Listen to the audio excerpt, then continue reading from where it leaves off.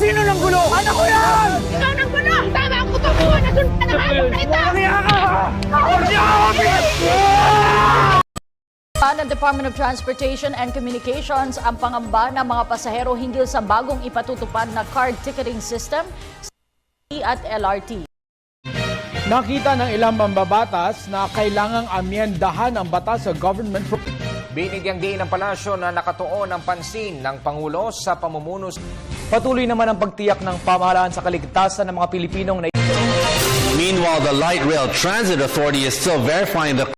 Sa ibang balita, abala naman ngayon sa paglilinis at pagre-rehabilitate ng... Sa iba pang balita, umabot na sa 206 ang nasawi.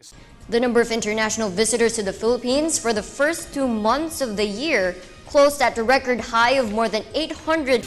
Meanwhile, Senator Antonio Trillanes IV sees Vice President Binay's rating to continue to go down. He also denied being... Sa isang pambihirang pagkakataon, dalawang astronomical event magkasabay na nangyari. Mighty God, our Father, bless this wonderful nation. Protect us from physical and spiritual war, from fear and confusion, from separation and division.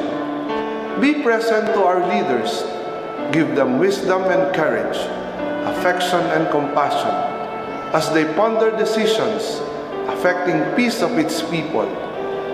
Make us more deeply aware of our beginnings, remembering not only our rights, but also our duties and responsibilities as a citizen. Make this nation the pearl of the Orient Seas, to be a great place again.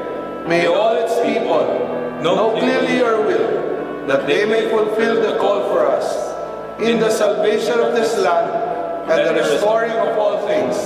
In the name of your Son, Jesus Christ, our Lord and Savior.